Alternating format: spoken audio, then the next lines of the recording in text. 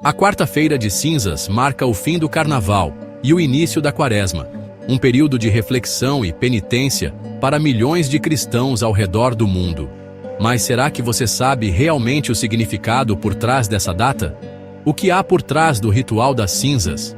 E por que essa quarta-feira é tão importante para a igreja e para a cultura popular? No vídeo de hoje, você vai descobrir tudo sobre a quarta-feira de cinzas, desde sua origem até as tradições que a cercam. Então já deixa o like, se inscreve no canal e vem comigo nessa jornada. Muita gente pensa que a quarta-feira de cinzas é apenas um dia para descansar depois da folia do carnaval. Mas, na verdade, ela carrega um simbolismo muito mais profundo. Essa data marca o início da quaresma, um período de 40 dias que antecede a Páscoa, sendo um tempo de reflexão, jejum e oração para os cristãos. Mas por que 40 dias? Esse número tem um significado forte dentro da tradição bíblica, remetendo aos 40 anos que o povo de Israel passou no deserto e aos 40 dias em que Jesus jejuou antes de iniciar sua missão. É um tempo de preparação espiritual, onde os fiéis são convidados a se arrepender dos pecados e a buscar uma vida mais próxima de Deus. Um dos momentos mais marcantes desse dia é a cerimônia da imposição das cinzas, que acontece durante a missa. Mas você já se perguntou de onde vêm essas cinzas? Elas são feitas a partir da queima dos ramos do Domingo de Ramos do ano anterior. Aqueles mesmos ramos que foram abençoados e usados para lembrar a entrada triunfal de Jesus em Jerusalém. Quando o padre impõe as cinzas na testa dos fiéis, ele diz uma das seguintes frases: "Lembra-te que és pó e ao pó voltarás", ou "Convertei-vos e crede no Evangelho".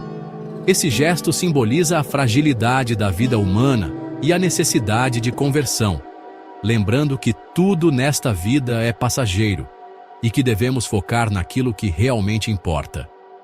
Mas se a quarta-feira de cinzas tem esse caráter tão religioso, como ela se relaciona com o carnaval? Acontece que o carnaval, originalmente, era um período de festa que antecedia a quaresma. Durante esses dias de celebração, as pessoas aproveitavam para comer e festejar antes de iniciar o tempo de jejum e penitência. A palavra carnaval vem do latim carnivale, que significa adeus à carne, pois durante a quaresma, muitos cristãos praticam o jejum e evitam certos tipos de alimentos. Assim, o carnaval e a quarta-feira de cinzas estão diretamente ligados, como dois lados de uma mesma moeda. Primeiro a festa, depois o recolhimento. E tem mais.